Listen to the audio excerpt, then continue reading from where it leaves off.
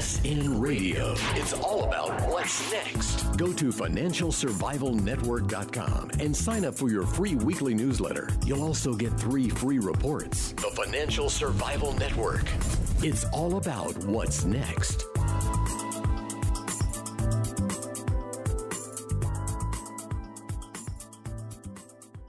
Kerry Lutz, financialsurvivalnetwork.com. About to hear from one of my favorite people. Been talking to him now for over a year. He's such an inspiration. You know his book, It's Impossible to Be Poor in America. You either laugh at the title or you get offended. If you get offended, then you really need to look at what you're doing and how you're doing it, because I'm inspired by the title, person's name. He's with us now, Paul LeJoy. Paul, how are you? Oh, thanks, Kerry. I'm very well. Although I'm having a little bit of an allergy there in California, allergy season, but I'm fine. So, so I'm sure the book is still selling pretty well, and I'm sure that every client you work with gets a copy of it, right? Yes. People like the book. Actually, as a matter of fact, there's this lady who was converted. She told me that, Paul, you changed my life, the life of my daughter. You know, so she wants that to be a private money lender because of what I did for her. You know, last year she had listed a property for $495,000. It did not show very well. So someone that I found that found me on Zillow wanted to see the property. So I took the guy to the property and I said, look at this property and it's a gold mine. Oh, the guy, as most first-time home buyers, was not attracted to the property.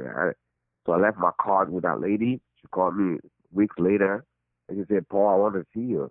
So she came to see me, and I told her what would help her to sell the property. You know, so she came and saw some of the stuff I do. I showed her online what I do, and I also said, I'll take a look at some of my properties that I'm doing right now. It happened to be a property that was not too far away from her place that was being we bought it at the short sale for $227,000, then like $70,000. So the work was in progress at the time. When it was finished, she went back there, and that property was put on the market for $489,000. It sold for $525,000 in 2 weeks. So she was taken. She really liked the idea. She said, Paul, what should I do? I said, well, do what I say you should do. So she fixed up the property. Long story short, spent $70,000. That was not even her money because she said that her credit wasn't good. The value of her property at that time was $530,000. I said basically, you could either do equity partnership with me, or I could give you money to fix up the property, because if your credit's not good, you can't have a lot of credit. So we did that. She just wanted to, basically for me to lend her money or raise money for her to fix up the property. We did that. And long story short, sold the property for $700,000. Wow. Now she can't wait to be a private money lender herself. She said, Paul, I want to be a lender. So all the money she made, she wanted to be a lender. You see, so practical application of my book. Her daughter right now is studying to be a real estate agent, and to concentrate on investments. So that's what the book is doing for people. That's great. What a great story. And if she hadn't met you, she'd probably still be sitting on that property, wouldn't she? Oh, yeah, because you can see the before and after pictures of this property.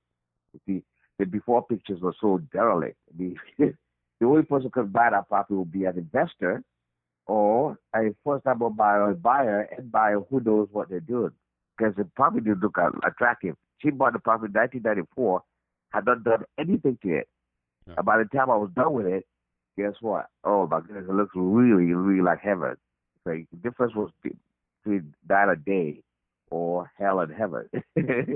And basically, she even sat down with me. I gave a testimonial, 20 minutes, that I recorded her on it, right? That's great.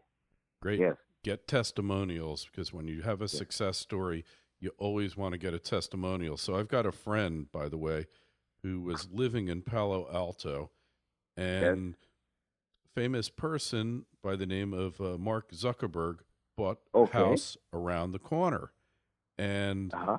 there was a developer who was trying to sell a house, saying, "Oh, you're going to live around the corner from Mark Zuckerberg, and that's going to add value to your house."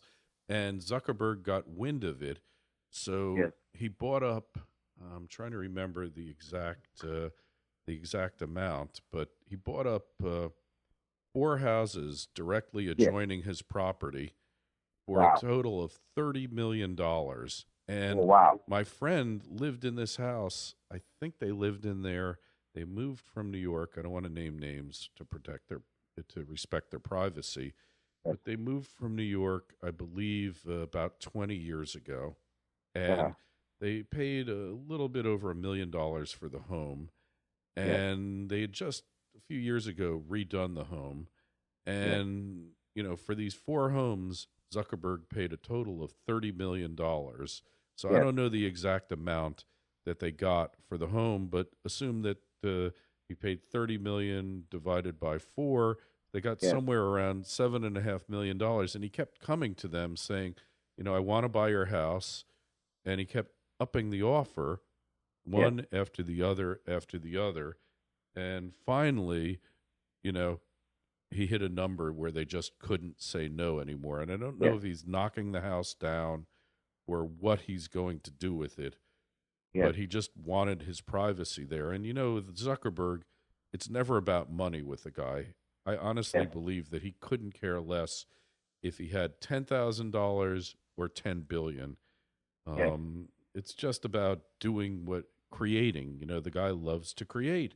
But Yes. imagine just having a house next to somebody like that who just Right. wants you gone. I also knew another person in Bedford, New York, who had the luck of being right next to Ralph Lauren's estate. Yeah. And it was Wow. the same thing where Ralph Lauren could see this person's house from his Yes. house.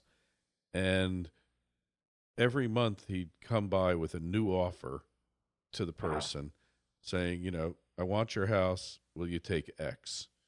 Yes. And finally, after 2 or 3 years, the offer just got so ridiculous that the person said yes. And with people like that, it's not like waiting for a mortgage or anything else. The closing Yes. consisted of just going to the closing, writing a deed, and him giving him a personal check. You don't even ask for a Yes. certified Yes. check from that person. It's like, Right. okay, lawyer, hold the deed. As soon as the personal check from Ralph Lauren clears, give him the deed. And Yes. the second the deed transferred, boom, the house was demolished. Oh, wow. We're talking millions of dollars here. Yes. Millions. So talk about it being impossible to be poor. I mean, that's like a lottery ticket, Yes. Unbelievable. Incredible. But for the Yes. rest of us, we'll have to take your advice, right? Yeah, I know. We'll just Yeah. have to take your advice. Yes. But yeah, it's kind of amazing that in the midst of such a bad economy, that there's really all these opportunities all around in real estate. Amazing. Yeah. I mean, there are opportunities all over the place. I probably told you I was in Cameroon for about a month. All of January I was in Cameroon. When I came back, one of my agents, he had a little property in Oakland that he had put an offer on my behalf. So when I came back, he said, he is actually my relative. He said, Uncle, I got this property. We need to partner up. I said, well, what is it? Okay, the property was only about 762 square feet. And the lot size, it actually had a little lot. The lot size was less than 3,000 square feet. I said, man, why do you want to buy this property? He said, we got to buy it. I said, wow. I said, all right. The guy just quit his job to join me full time. He was working at a waste management firm. And I said, okay, since this is your first deal, how about to do it with you? I said, how much money do you have? He says, I have $28,000. So I said, okay, fine, we'll do it. a lot of people didn't see it, but he saw it. So we bought it for $165,000. And he had his friends who are contractors. They went in there and they did the job in less than 3 weeks. We closed the deal on February 5th. February 5th this year, just a week after I came back from Cameroon. And we put the property back on the market on March 15th. March 15th, we got multiple offers on the property, and it's pending right now at $321,000. $321,000, believe it or not. Yet the property is less than 800 square feet, right? And so this guy, this young kid right now, he's in his 20s. Guess what? He's not going to go back to a full-time job where he was making $400 a week. So he is going to make, his return on his money, the $28,000, got to be more than 100%. He's going to get, because I split this thing with him 50-50 because he did the management. He was the one managing the contractors, the one that brought the contractors. He was there every day. So he's making more than, he's going to make at least $40,000 from his $28,000. Okay? We put it up another property just down the road from that property. Okay, we're going to put on the market today. We went there yesterday. And this looks like a 5-star home. But this is not the best part of Oakland either. Low and Maxwell Park. And guess what I think right now? Because we beautify the neighborhood. Now, all the neighbors, this is a gold mine. I got to utilize this because that is like the 5th or 7th property in that area. I got to market that area like crazy, tell people that this is what we do, and we can actually totally control that market. Those are the opportunities that are out there. Opportunities, you got to show the way, right? You got to know, what do I want to do? There are opportunities all over the place if only we do certain things. For us, we decided, it's real estate, and we're going to beautify America, one home at a time. A property that nobody saw any future for, a property that's so small, guess what? We turned it into a property that, a first-time home buyer, a teacher who had been looking for a house for a long time, when we told her that we had multiple offers, her agent told me that she almost was in tears because she felt like, oh my goodness, here goes there. I'm bid by someone else. I'm not going to get a property, right? She put that 3.5%, actually 3% for a mortgage as a teacher. She's going to have her own house, even though it's not that big. It's pretty cozy because we use really nice quality materials. She is, for the first time, she's going to have a house that she calls her own, right? And for us, we're going to make some good money, right? And we got to capitalize on that and take over the neighborhood. See? And every house is going to look beautiful. Every house. This is an opportunity that we see here. That's great. What a great story. And we're going to talk more with Paul LeJoy on the Financial Survival Network up next. FSN Radio.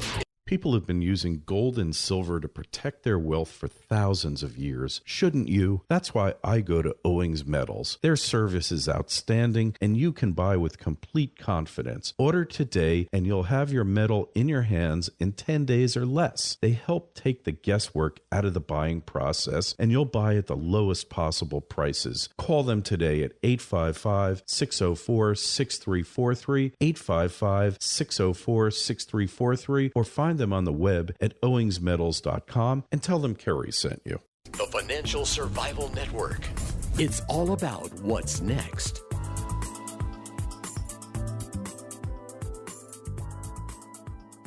And we are back on the Financial Survival Network.com with Paul LeJoy talking about how it's impossible to be poor in America.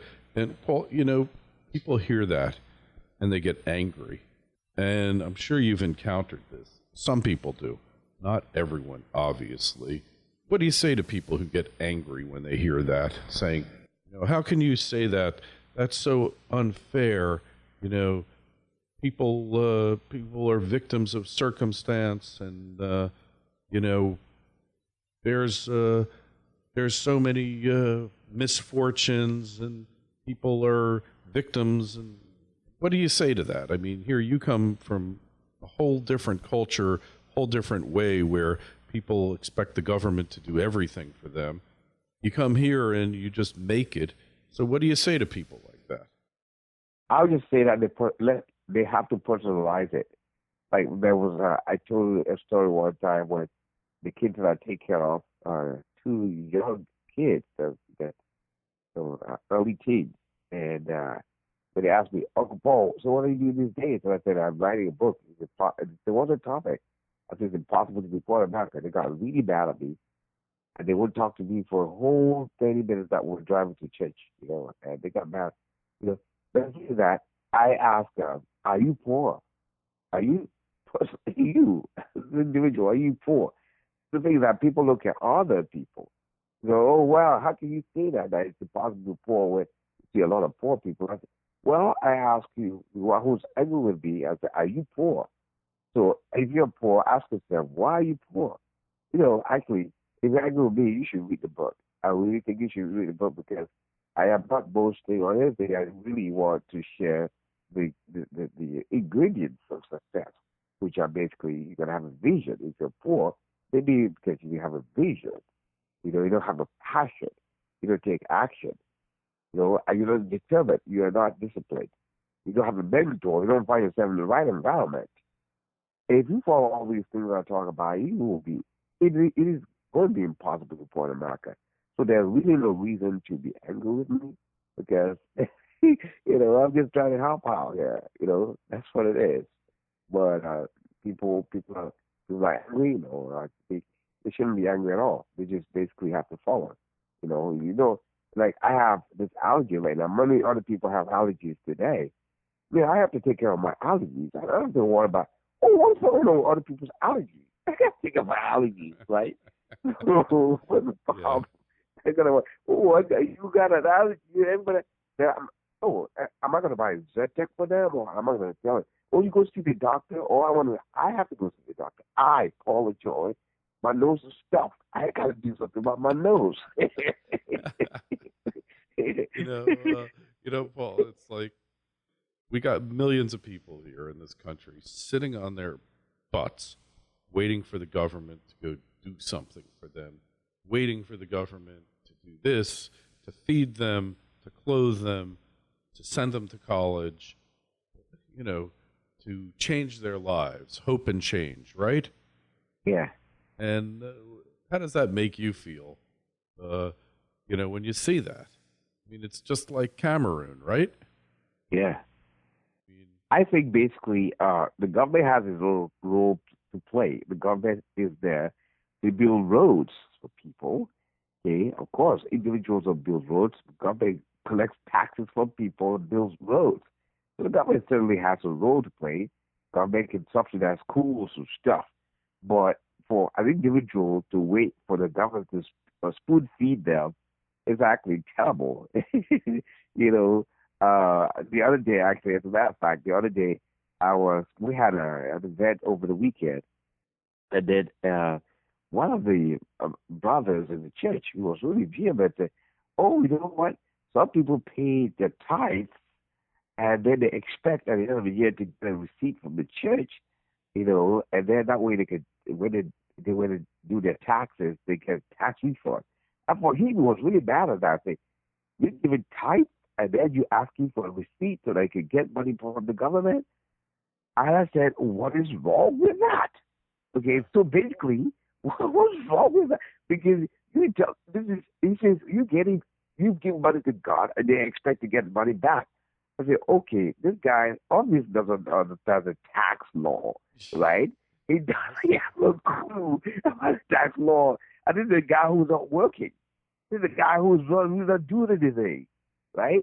And he had the audacity to vehemently argue, talk about stuff like that. I said, okay, what is if you make $100,000 and you give $30,000 to the government? Are you happy with that? What if you could find a loophole?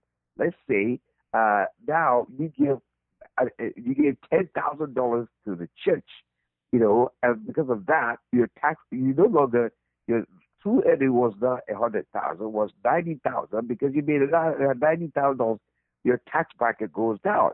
this is rooted in logic. A lot of people do things here in America and the rest of the world if they're out of ignorance.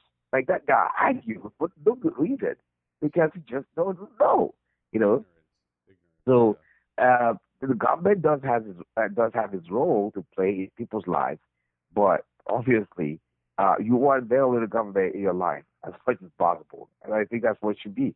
Private enterprise, right? You are the masters of our destinies. We are the masters of our destinies. You cannot really look out the government has to do this for me. Like I said last time, many people in Cameroon, are depending on government. You get degrees to go to college and then expect to be hired by the government. Guess what? If you have a system like that, it's never going to progress. That's why the Soviet Union did not do well. The Soviet Union failed woefully. And now, see, the same people, the same Russian people, right? I mean, look, you have the billionaires now in Russia, more so than any other country in the world, because they have all of a sudden found the freedom to exercise private enterprise, the freedom. So if the government, again, has its role, like airports, and roads, different systems. Once the government has those things, then guess what? You, the individual, you need to take advantage of those systems that they're in place. That's why I say America. The government has done a good job. They have good roads, good road infrastructure. For example, here there, there's many highways, many freeways and stuff, right? So they can go from one place to another very quickly. Unlike in places like Cameroon, where to get from A to B, it takes you hours, where it should take you 20 minutes. Okay, so the government has that role to play to build good roads, good infrastructure, good systems, put good systems in place, and the individuals have to take advantage of those systems. Pay their taxes, they can, as little as they can, and then basically, and then because we employ people, right? I mean, like for me, it would be good if I got the incentive, that I don't have to pay too much in taxes. So that now, guess what? I can put the money back into hiring more people. Exactly. Okay, marketing more and all that kind of stuff, right? It's all because there are different ways to pay taxes. You can rejuvenate the economy, right? By hiring people, the middle class and stuff like that, the low class, blue collar people, right? You can create jobs, right? Those are the things that's how I see it. Different ways to contribute to the growth of the economy, right? You got it. So on that note, Paul, tell us where we find you, where we get your book, and connect with you. Yeah, I'm all over the internet, so they can go to, it's impossible to be poor about America.com, where they can see some of the videos, or they can just go to LeJoy.com, and from there they'll be connected to the various angles. I'm a real estate broker here in California. If they're looking to buy properties in California, can help them. If they're looking to make money in California, to help them. Or if they want looking for opportunities or elsewhere, like you said in Florida, we're connecting people like yourself, over there. So. All right. Excellent. And go over to financialsurvivalnetwork.com. Link to Paul's site is in the show notes to this interview. Don't forget, sign up for a newsletter, and we've also got a great interview with Martin Armstrong we posted today, so you want to hear that. Paul, always a pleasure. Thanks so much for coming on. Oh, thanks, Kerry. I appreciate it. FSN Radio. It's all about what's next. Go to financialsurvivalnetwork.com and sign up for your free weekly newsletter. You'll also get 3 free reports. The Financial Survival Network. It's all about what's next.